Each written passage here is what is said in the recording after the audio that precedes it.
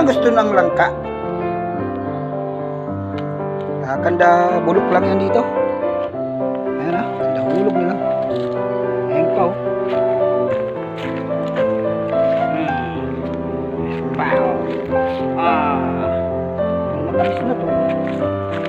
Matamis na yan. Yun o, yun o.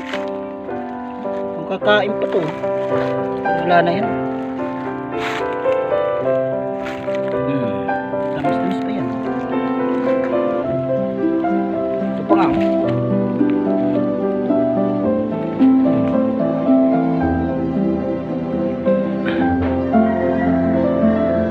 Nabulok lang.